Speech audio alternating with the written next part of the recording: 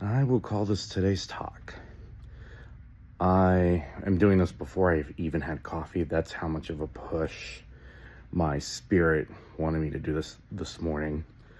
And it's an uncomfortable topic. Identity politics. Let's go there. I'll kind of start with me and my journey back in high school. I have to go back over 30 years ago now. I came out not as the identity of gay, but as a sexual orientation of gay, and had people waiting for me after tennis practice with baseball bats, trying to attack me into my existence, and dealt with that for 3 years. I survived it because I have really strong survival senses and know when to avoid and know when to take it head on. That continued into college, where I ended up getting direct attacks from some of the people in the dorms, and this was at the liberal University of Kansas, and had someone put a death threat on my door.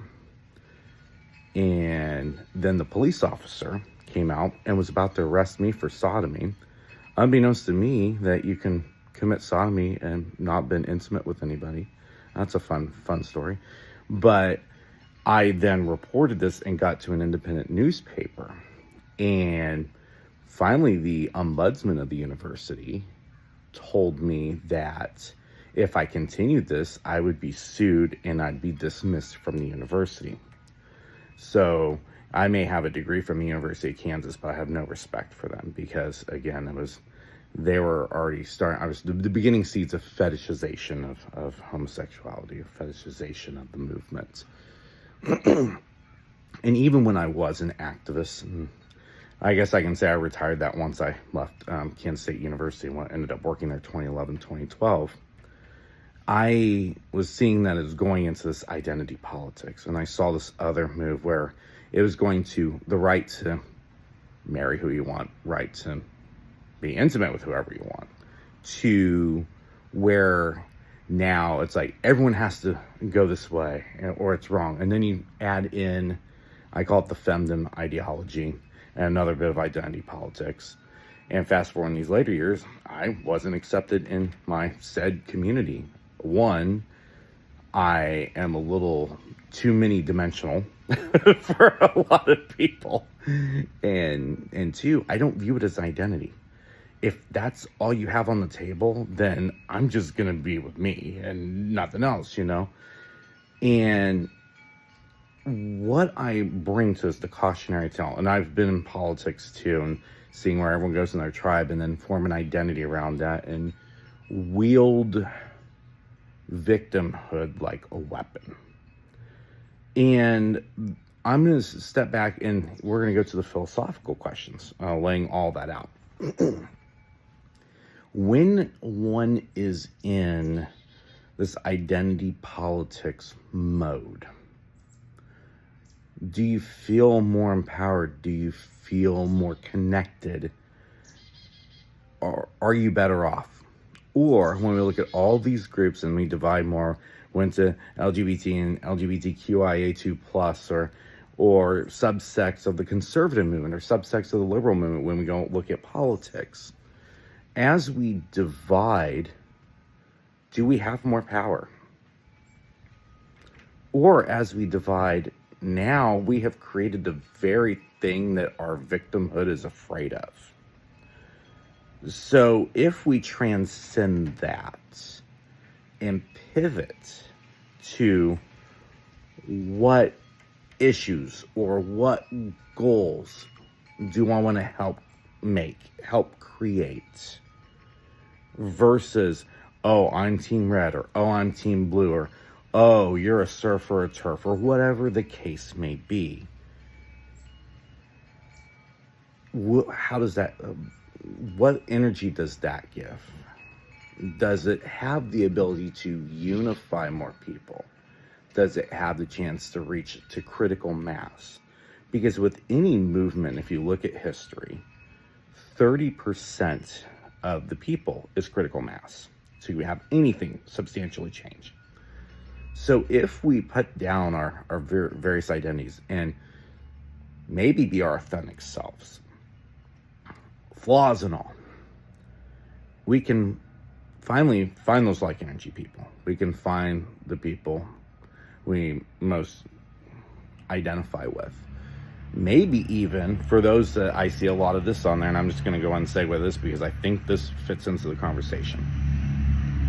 Those are saying, I'm so lonely because of this, or I live here, or I live there. Yeah, that may be true. It can be isolating. And the age of social media is it's designed to isolate people, a false sense of unifying, an echo chamber to make you smaller, to disempower you. And we just chuck that and say, okay, I live in rural wherever, or I don't have any people that are like me around there. And then just follow in your instincts or whatever your human design authority is. And I did a little bit of a topic on that the other day. See where that takes you, and align in your inner self and inner work, and like align yourself with what you want to create, what experiences you want to have, and then just observe and see, is that yielding better results than the way I've been doing it before, with just going, I'm lonely, or I'm gonna show this asset or follow this trend so I have a sense of belonging, or this is my only trait, my external, my inner is bad. And maybe just align everything with how you see your perfect life, and then let that unfold, and then feedback, and you'll get feedback from the universe to change that or eliminate that, or this is working or this isn't working, and go there. You'll be amazed of how quickly things turn around, and more empowered you are, more connected you are, more dialed in you are. And I would add some nature. That's why I'm sitting outside. It's cold, and sometimes your body needs a little bit of cold to get some clarity. So just lean into those things, or heat if you need heat, like lean into the heat, and just see how that is. And there's another way of doing things that transcends I call it the most divisive denominator of identity politics or of victim consciousness, and let those things align, because you'll unite with the people you need to, whether it's online, whether it's in person. It'll happen a lot faster and more to what your soul probably wants than how you could perceive it following the lead, or trying to show off whatever your best asset is, thinking that's the only worth you have, when there's a lot more to it than that. And then just see what that happens, and you'll be tested. I mean, I've been experiencing this over the past 4 months, and I've had 4 months where I've been able to take some of these epiphanies and finally put them into words. And it's like, and trust me, it's worth it. Even if you don't see the end results, it's like you actually do start feeling better when you start doing that. I can attest to that now.